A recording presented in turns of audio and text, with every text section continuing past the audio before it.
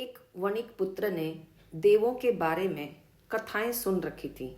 इसलिए एक दिन उसने सोचा, रोज रोज कमाने से अच्छा है एक बार देवों से देवलोक का एक पैसा मांगो और ताज जिंदगी ऐश करो।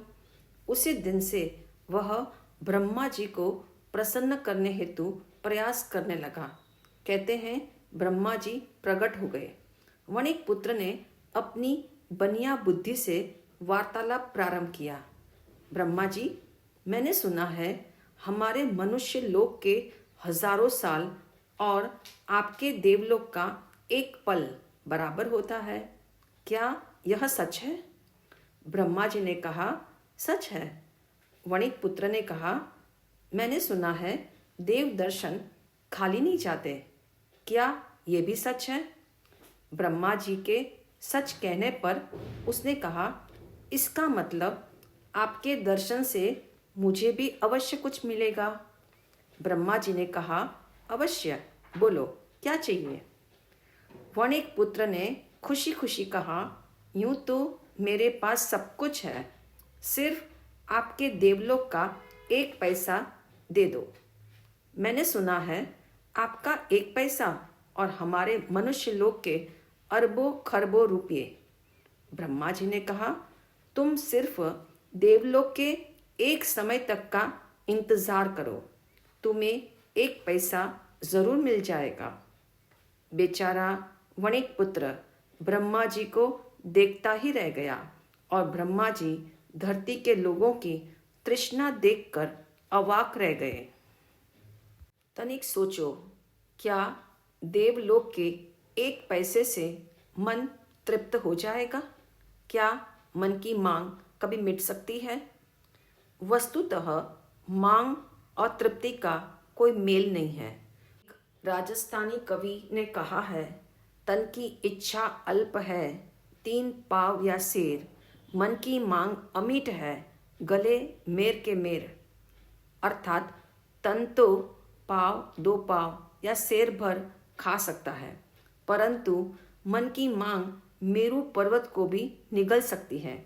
इसी कारण भगवान महावीर ने इच्छा का परिमाण बताया। इससे सुख सुविधा में कभी कमी नहीं आती। धर्म सुख और सुविधा का विरोधी नहीं है, बल्कि मनुष्य को इस बात से वाकिफ कराता है कि सुख का संबंध भोग उपभोग से नहीं, अनावश्यक के त्याग से है। भोग बुद्धि ही मन को इच्छा का गुलाम बना देती है।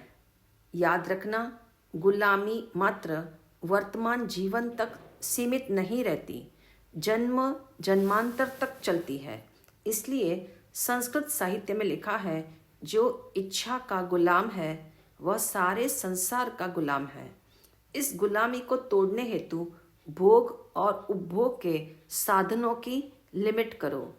अपने को लिमिट के सांचे में ढालो।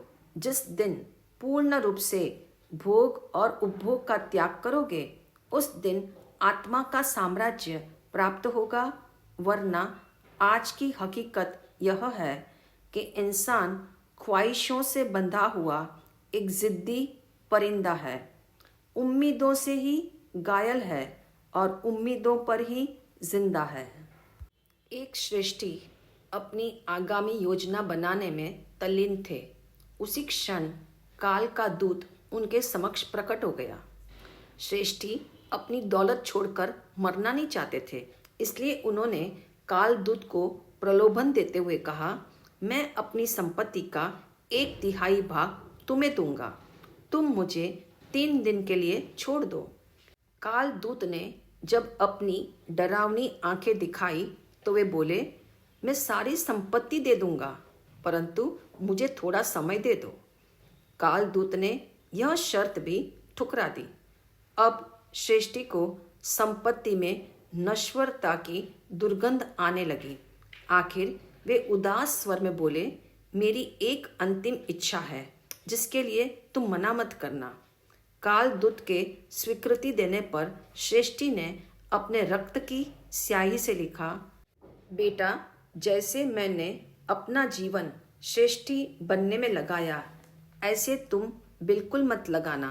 जो मैंने किया ऐसा तुम मत करना, जैसे मैं जिया ऐसे तुम मत जीना।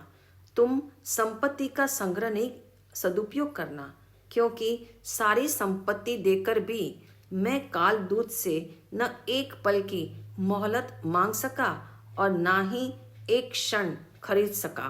विचार करो, समय बलवान है या संपत्ति? समय भी पैसा है। इसे समझना हो तो समय का नियम जानो। समय के साथ दो प्रकार का व्यवहार हो सकता है, खर्च और निवेश, अर्थात स्पेंड एवं इन्वेस्ट। तनिक सोचो, आप जितना पैसा इन्वेस्ट करते हैं उससे अधिक क्यों पाते हैं?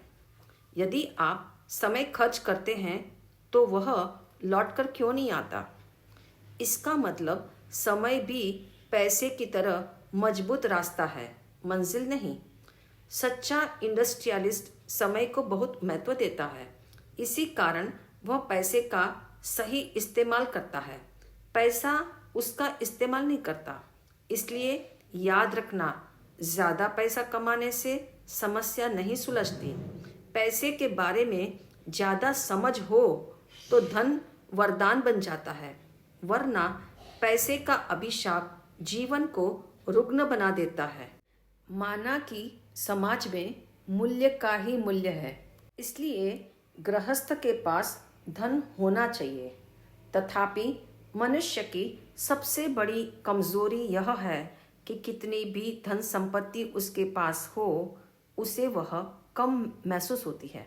इसलिए वह उसका संग्रह करता है, उसे बचाता रहता है और समय के मामले में मनुष्य को लगता है कि मेरे पास पर्याप्त समय है, इसलिए उसे व्यर्थ करते हुए उसे कोई हिचकिचाहट नहीं होती। ख्याल रहे, आप किसी को संपत्ति एवं सामग्री जब देते हो तब जीवन नहीं देते हो, परंतु जब आप समय देते हो तब आप जीवन देते हो। क्योंकि जीवन सामग्री या संपत्ति से नहीं बना है, समय से बना है। इसीलिए समय को इन्वेस्ट करने का मतलब जीवन को ही इन्वेस्ट करना है।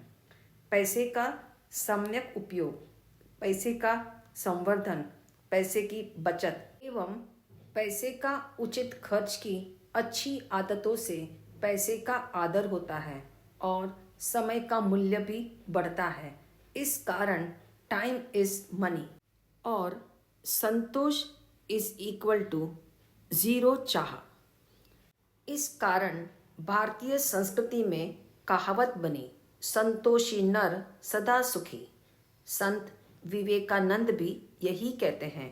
कामना की पूर्ति से टेम्पररी सुख मिलता है, क्योंकि इच्छा पूर्ति अंक गणित की विधि से बढ़ती है। एक इच्छा की पूर्ति 10 इच्छाएं उत्पन्न करती है। इस कारण इच्छा को जीरो करो और संतोष का सच्चा सुख अनुभव करो। दरअसल लोग बेस्ट लिविंग के खातिर कलेक्शन के पीछे दौड़ना चाहते हैं, क्योंकि उन्हें ऐसा लगता है संतोष के तले हमारी लिविंग बेस्ट नहीं हो सकती। वस्तुतः बेस्ट लिविंग की रियल व्याख्या है ऐसी जीवन शैली जो अपने लिए वरदान बने और दूसरों को भी सुख पहुंचाए। इसलिए संतोष का सार गर्भित अर्थ है, best living is equal to least killing, अर्थात श्रेष्ठ जीवन इज इक्वल टू अल्प हिंसा। भगवान महावीर कहते हैं, दैनिक जीवन में कम से कम हिंसा हो, ऐसा भाव रखेंगे तो पुण्यानुबंधी पुण्य का प्रबल योग बनता है। इतना ही नहीं, प्राणी मात्र को अभयदान मिलता है। इसलिए उनकी दुआ आपके लिए सच्ची कमाई है। मात्र धन कमाओगे अमीर बनोगे, किंतु दुआ कमाओगे तो अमर बनोगे।